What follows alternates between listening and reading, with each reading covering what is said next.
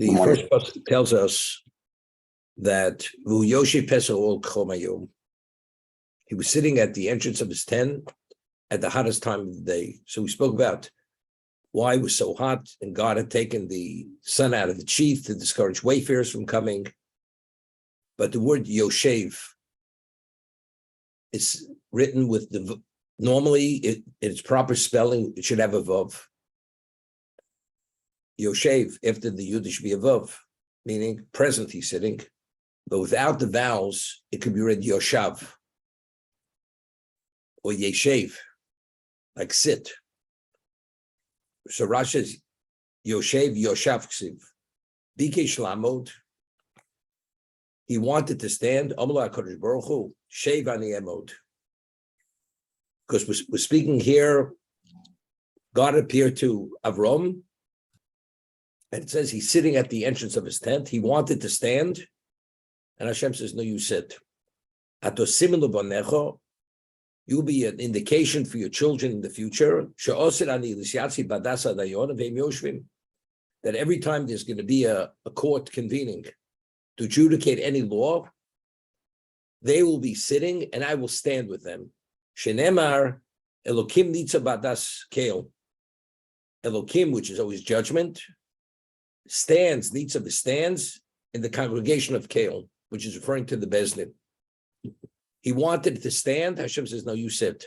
And you'll be an indicator for your children in the future that whenever they convene to adjudicate any law, they will sit and I will convene with them. Now,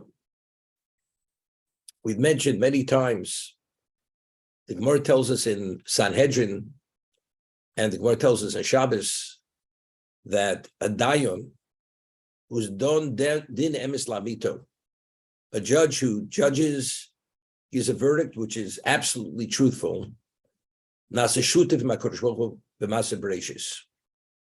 He's God's partner in creation. However, a dayan, a court that's corrupted, even if the verdict is 1 penny, that's the way the corruption manifests itself, that one of the defendants is victimized even to lose a penny. God says, I will take the soul of that dayan because he's corrupted the verdict. So we asked, let's talk the positive side. If you render a truthful judgment, it doesn't say din emes.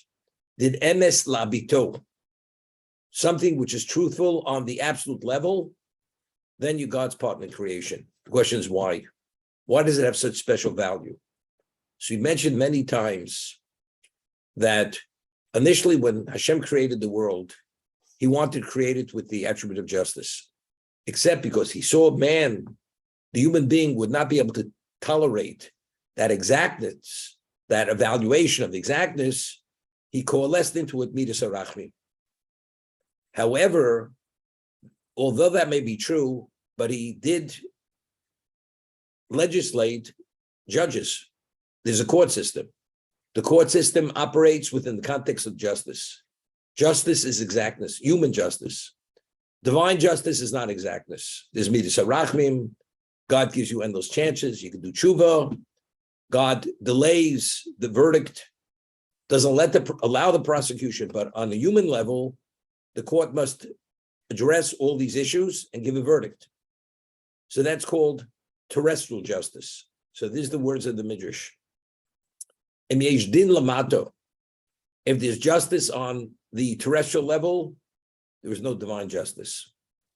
Because the terrestrial, the court, the human court, they offer that exactness within the context of humanity. But if they themselves are corrupted and there is no justice on the terrestrial level, then there'll be divine justice. And if there's divine justice, as we know at the time of the Mabul, it doesn't differentiate between tzaddik and Rosha. The level of exactness you have to be, that's how perfect, it's almost not possible. So therefore, the world suffers at an extreme level because that's divine justice. So therefore, the dayan who's done din emes lamito, the judge who adjudicates it, makes sure it's absolutely truthful, He prevents divine justice. As a result of that, why does the world continue to thrive within the context of Rachmim? It's due to the terrestrial court that they're offering human justice. Therefore, there's no divine justice. Therefore, Hashem says, if you offer truthful justice, your verdicts are truthful, but din emes lamitos. And Tosas explains, the Gemara tells us in Shuas that although the court has to interrogate the witnesses, and if they can't make through the interrogation, they're disqualified, because in the Jewish court, the only evidence is witnesses. And they have to comply to certain criteria, what's considered a valid witness to be evidence. Let's say after the witnesses are interrogated, the judges have a sense that there's something not right. Something not right. There's something off, which they suspect, but they can't put their finger on it. They have to disqualify themselves from that setting. They cannot render a justice within that context. That's din emes. It's not only that you meet the criteria, that if you have any sense there's a lack of truth, they have to disqualify themselves. That's din emes lamito. That's the understanding. Now, the question is always, there's always the possibility of human error. There's human error. Torah speaks about a case. Let's say it's not unanimous. Just to the contrary, the Gemara tells us in Sanhedrin that if you have a unanimous decision to put a person to death because he's guilty, that verdict cannot be rendered. Because there has to be minimally one of the judges has to see him, the defendant, in a positive light, because it says v'tzilo eido. So unanimous verdict to find a person guilty, to put him to death, that verdict is not acceptable. Okay, that's not. So if it's possible that there's human error, except Torah says you go after the majority. That if the majority of the court rules guilty, he's guilty. But the question is, but maybe there's human error. Maybe you're putting an innocent man to death. The answer is based on this pasuk Tilim Elokim Nitza Badas Kel, that if the court conforms to all the criteria of what an appropriate court is, God says, I convene with that court. And when they convene, I stand there. And when they process that information, they see through God's eyes. So if they see through God's eyes, God gives them that level of clarity. So if the verdict is guilty, it's guilty. But let's say afterwards we speak about other witnesses come and prove and testify that the witnesses were conspiring. So you see clearly the verdict was incorrect. You put an innocent man to death. The answer is no. God wanted that man to die, maybe not for this crime, but he deserved to die. So therefore, if Elokim needs of das kale, every verdict, if they meet all the criteria, they conform to the Torah laws, which were put to a court, then it's actually absolute correct. It's a correct verdict. Even though in that particular application, it may have been that's not the reason, but factually, the man is guilty, deserving to be put to death. So here, Avram wanted to stand. He says, no, you sit, you'll be an indicator for the future, for your children in the future. When the court convenes, the court will sit, and I will stand with them to give them that level of clarity to understand exactly. So therefore, every verdict is truthful on the absolute level. What happens if it's a corrupt court? As I said, even if they actually victimize person for 1 penny, God says, I will take the soul of that dayan, of that judge. Why? Because it's not the amount of money. Because if the courts become corrupted as a result of that, that means there's no human justice. If there's no justice on the terrestrial level, there has to be divine justice. So this judge who's dishonest, he causes divine justice. So because he causes this level of suffering, that the world now is evaluated based on the exactness of divine justice, therefore he deserves that his life should be taken. And God will take his life for that reason. That's how we explained it. But this Yoshav, he wanted to stand ships, as you said. Now, why at this moment? So we explained yesterday, and the Archaim points it out, we find Vayer Hashem el Avram, he appeared to him. There's no communication. And after this time, you'll never find it again, ever, God appearing to Avram, just as God spoke to Avram. At this moment, Avram became the Merkava. He became the location of the Shekhinah. As we said, the Avos HaKadoshim, they were the location of Shekhinah, the equivalent of the Holy of Holies.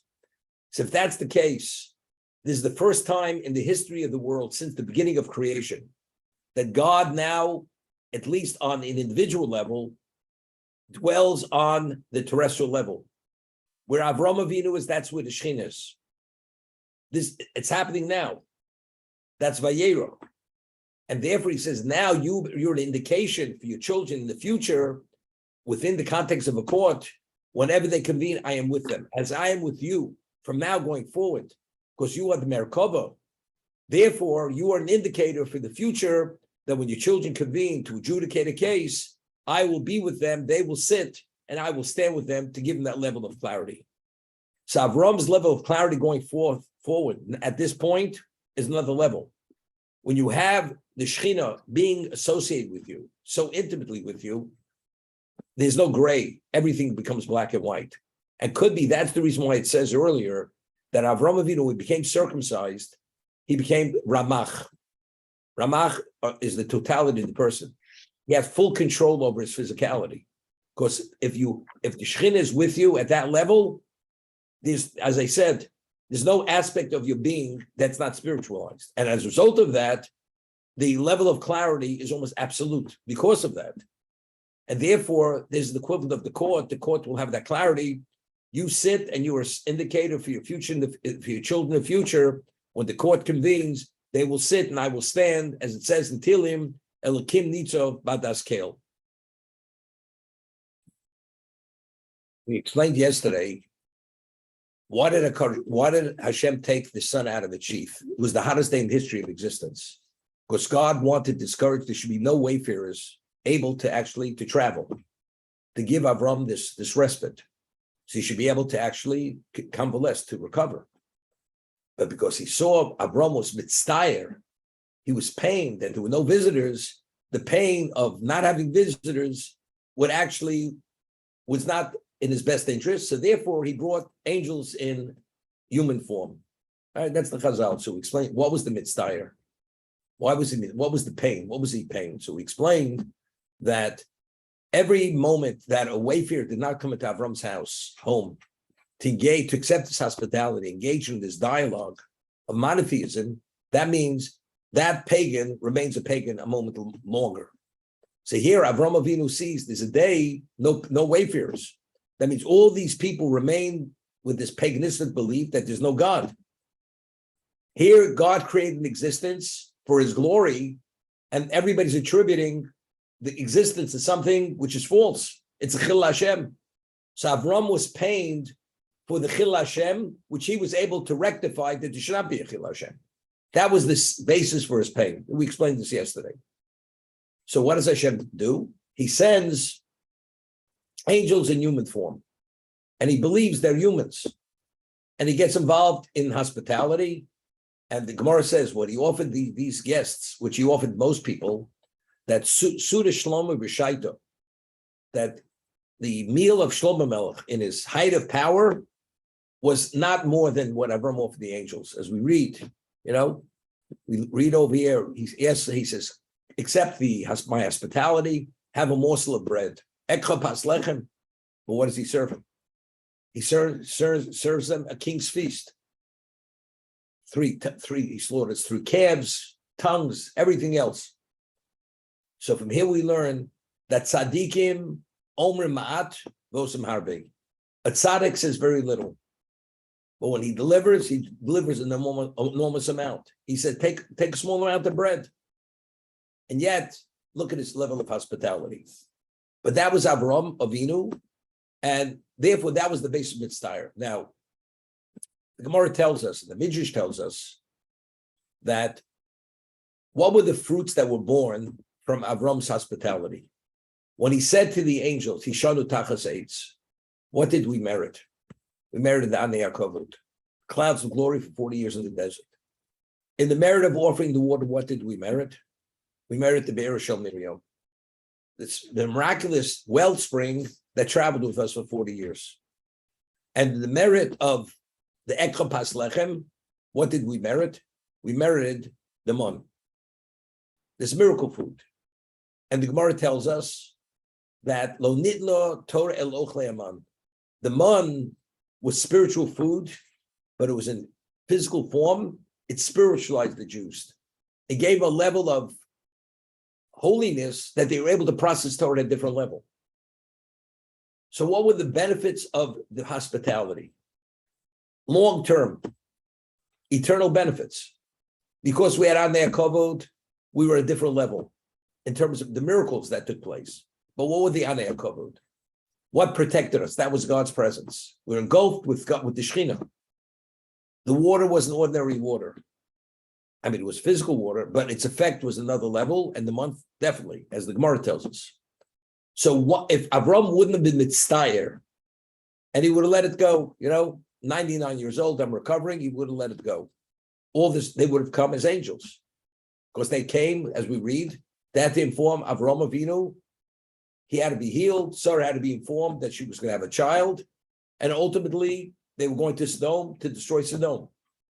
They would have come as angels. So they only came as human beings in human form because he was mitztayer. So what did the mitztayer, what levels of fruit did it produce? Eternal fruit. That's what it was. But it was much more than that. The Medrash tells us that when it says, we see here, when he saw them, it says he ran towards them. You realize the wound of the circumcision was a raw wound.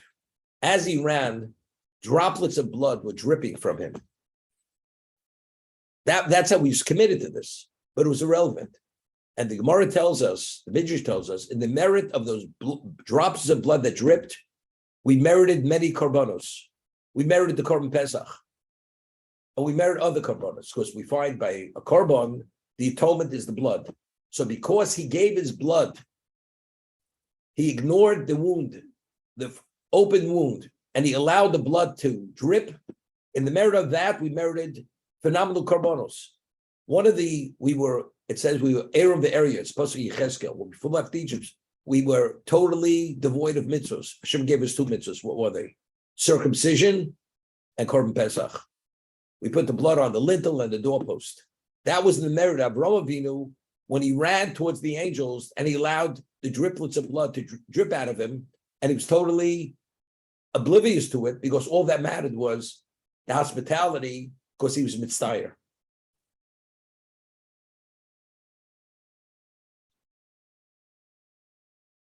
So Hashem, look at what made it the hottest day to try to discourage Avram from hospitality. Didn't work. And because it didn't work, now if Satan wants to prosecute the Jews, having this level of dedication to God, despite your own infirmity, despite your own pain, it's all relevant when it comes to Kavod Shamayim. Satan has nothing to talk about, nothing to say. But Akedi has what to say. He says he does everything. Is he going to bring his son? So Hashem says he will bring even his son. If I tell him to bring his son, he will bring his son. And that was ultimate. That was the ultimate silencer of the prosecution of Satan. We find that the Moab and Ammon, Moab specifically, they commissioned Bilam to curse the Jews. And the Torah tells us in Dvarim, Lo Yovu Ammonim Umovi B'Kal Hashem. An Ammonite or a Moabite cannot, even if he converts to be a Jew, has a degree of illegitimacy. They cannot marry into the Jewish people. Why? Because they did not offer you bread and water when you left Egypt.